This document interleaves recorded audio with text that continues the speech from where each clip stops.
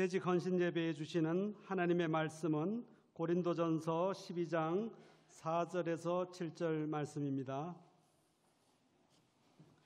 짧은 구절이므로 다 함께 합독하도록 하겠습니다. 고린도전서 12장 4절에서 7절 말씀 합독하시겠습니다. 시작. 은사는 여러 가지나 성령은 같고 직분은 여러 가지나 주는 같으며 또 사역은 여러 가지나 모든 것을 모든 사람 가운데서 역사하시는 하나님은 같으니 각 사람에게 성령의 나타남을 주심은 유익하게 하려 하심이라. 아멘. 이제 담임 목사님 나오셔서 본문의 말씀을 가지고 은사와 직분과 사역이란 제목으로 하나님의 말씀을 대언해 주시겠습니다.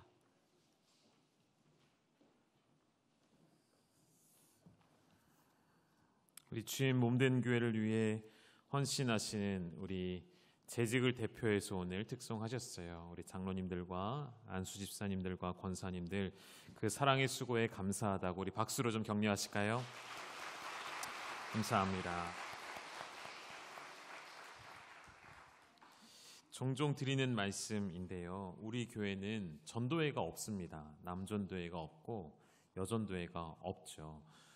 유이한 딱 두 가지의 자치기관이 있다면 안수집사회와 권사회이죠.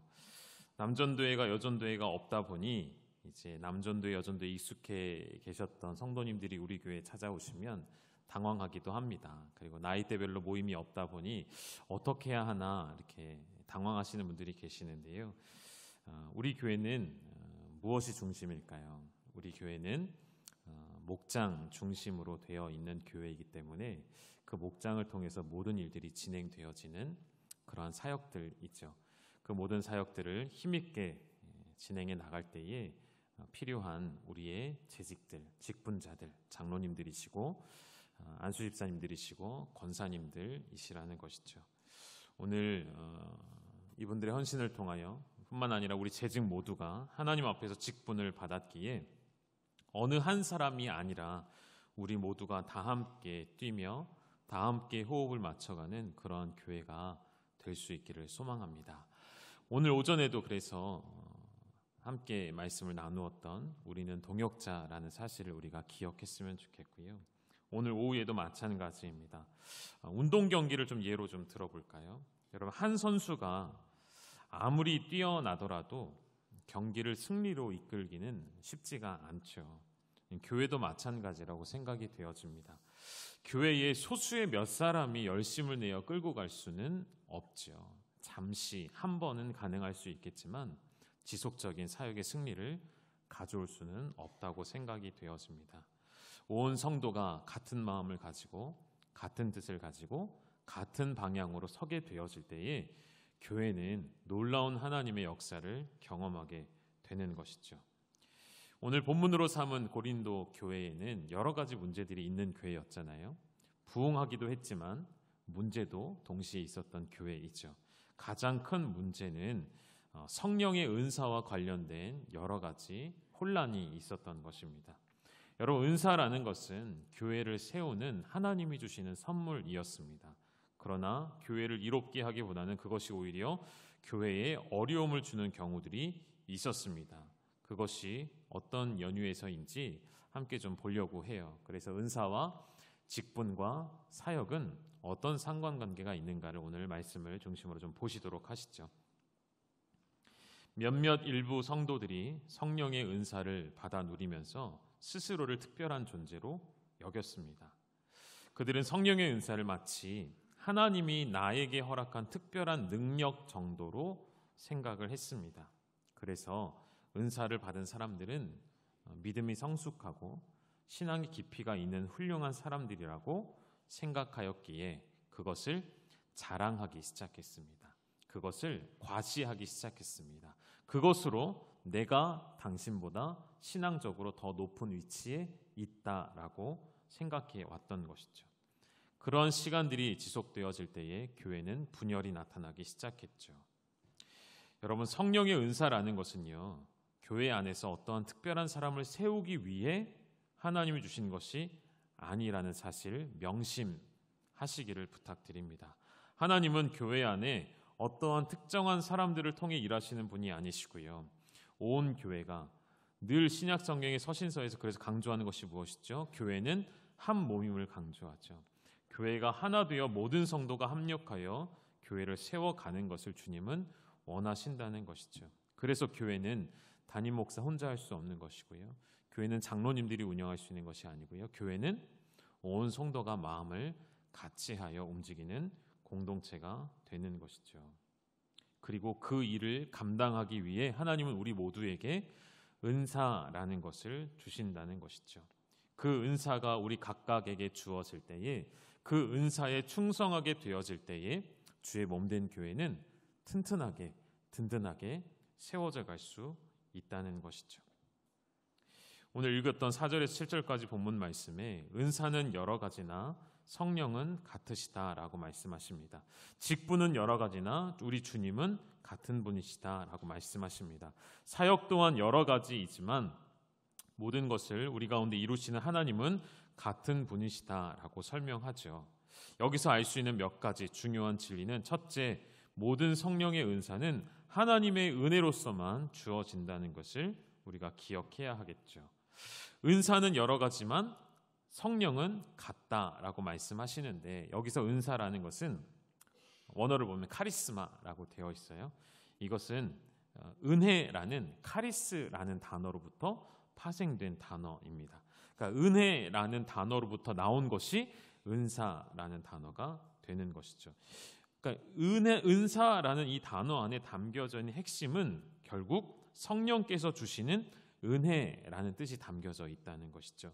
여러분, 성령이 주시는 은혜는 특정한 사람들에게만 주시는 것이 아니라 예수를 주로 고백하는 모든 사람에게 하나님이 선물로 주시는 것이죠. 오늘 이 자리에 앉아 계신 저와 여러분 모두가 하나님의 특별한 은혜를 경험한 자이죠. 성령께서 주시는 은혜를 누리는 자에게는 모두 다 은사를 받았다라고 말씀드릴 수가 있는 거예요. 성령께서 주시는 은혜이기 때문에 우리가 성령의 은사를 사모하면서도 동시에 왜 내게는 은사가 없는가 하여서 그 은사를 주지 않음에 대하여서 우리가 다른 생각, 다른 도전을 할 필요가 없다는 것입니다. 은혜는 성령님의 은사는 은혜로서 성령께서 우리에게 일방적으로 주시는 선물이라는 것. 그리고 7절에 이런 말씀이 있었죠. 각 사람에게 성령을 나타내심은 유익하게 하시려고, 유익을 주시려고 우리에게 허락하시는 은사들이라는 것이죠. 정확하게 말하면 여러분, 이 은사들은요, 하나님의 몸된 교회 공동체를 유익하게 하는데 쓰여지는 것입니다. 오늘 우리가 재직이라 하면요, 여러분 재직은 누구를 말하는지 여러분 다 알고 계시죠? 우리 교단에서 재직이라 하면 교회의 모든 직원이라고 표현합니다. 교회의 모든 직원, 정확하게 말하면 교회의 모든 직분자를 모두 다 재직이라고 부릅니다. 목사, 장로, 권사, 안수받은 집사, 그리고 서리 집사까지도 모두를 포함하는 칭하는 말이죠. 그 중에 우리가 이제 구별을 이렇게 하죠. 항존직이 있고 임시직이 있다라고 말하는데 안수를 주는 직분에는 항존직이라는 말을 씁니다. 어떤 직분이 있죠? 목사와 장로와 안수집사, 이 세 가지 직분을 우리는 항존직이라고 부르게 되어지는 것이죠. 이러한 모든 직분을 가질 때에 하나님께서는 동시에 우리에게 직분만 주시는 것이 아니라 그 사역을 감당할 수 있도록 은사들을 주신다는 것이죠. 그 은사들을 가지고 어떻게 하시라고요? 교회를 유익하게 하는 것입니다. 몸된 공동체가 성장할 수 있도록 유익한 존재가 되어서 몸의 각 지체가 되셔서 우리 몸이 성장해 가도록 서로 함께 돕고 사역을 하시는 것, 그것이 재직으로서 우리가 부름받은 유일한 목적이 되어진다는 것이죠. 그런데 고린도 교회 성도들은 이 성령의 은사를 받아서 자랑하기 시작했죠. 그럴 수 없음에도 그것을 내 것인 양 자랑하기 시작했습니다. 특별히 내가 얻은 능력인 양 그것을 자랑하기 시작했다는 것입니다. 또 한 가지, 성령의 은사는 우리의 주가 되시는 오직 주님만을 섬기는 데 사용해야 합니다. 직분은 여러 가지나 주는 같다라고 말씀이 기록되어져 있죠. 성령께서 우리에게 다양한 은사를 주신 것에는 다양한 직분을 섬기라고 주시는 것입니다.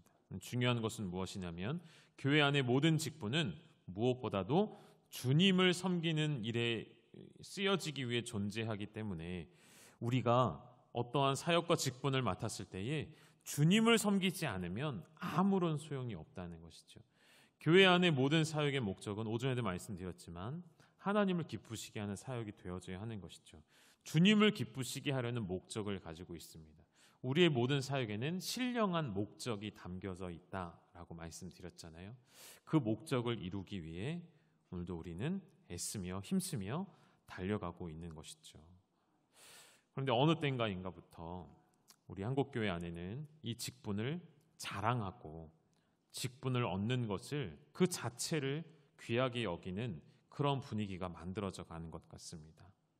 마치 세상에서 직급이 올라가며 승진하듯이 교회 안에서도 집사가 되고 나면 안수집사, 또 권사 혹은 장로 하는 그런 단계를 밟아 나가서 그렇게 직분을 자랑하고 직분 자체를 사랑하는 그런 분위기가 어느 때인가부터 조성되어 왔던 것 같습니다. 그래서 목사가 되고 장로가 되고 권사가 되고 안수집사 되는 것을 세상에서 승진하는 것처럼 여기는 생각들이 우리 안에 있다는 것이죠. 여기에 또한 일절 우리가 타협할 필요가 없겠죠. 여러분, 교회 안의 직분은 늘 말씀드립니다. 위로 올라가는 것이 아니라 아래로 내려가는 직분이라는 것을요. 교회의 중요한 일들을 함께 의논하고 결정하게 되어지지만 우리의 기본 자세는 섬김과 희생이 수반되어야 그 직분에 합당하다라고 말씀드리고 싶습니다. 오늘 재직 헌신 예배를 드릴 때 오늘 예배에 참석한 우리 사랑하는 열방의 모든 가족 여러분은 예수님께서 지라고 하신 그 십자가를 지는 직분 받으셨음을 기억하시기를 주님의 이름으로 축원드립니다. 그렇기에 우리에게 서로 인사로 고백해야 할 말은 직분을 받을 땐 축하가 아니라 위로와 수고와 격려의 말들이 필요한 것이죠. 직분자로서 존경받기를 원하신다면 그 직분은 소용이 없다라는 것이죠. 누구에게 직분을 줍니까? 경제적으로 물질이 여유 있거나 사회적으로 명성이 있고 세상의 높은 지위를 차지한 사람들이 교회에 들어와 직분을 얻을 수 있을까요? 아니요. 절대로 그럴 수 없습니다. 지나온 역사 가운데, 지나온 한국교회 역사 가운데 직분자들이 존경받는 이유는 그들의 힘과 능력과 사회적 지위에 있는 것이 아니라 그들이 누구보다도 교회를 사랑했고 누구보다도 교회를 중요하게 여겼으며 누구보다도 먼저 성도들 앞에 엎드렸고 누구보다 교회의 어려운 일에 자신을 희생하며 내어드렸던 그런 모범이 있었기 때문에 그들은 존경을 받았던 것이죠. 여러분, 직분 자체가 존경받을 수 없습니다. 장로는 장로답게, 권사는 권사답게, 안수집사는 안수집사답게, 목사는 목사답게 살아낼 때 후에 따라오는 것이 존경인 것이죠. 이 사실을 우리 교회는 잘 기억하셨으면 좋겠습니다.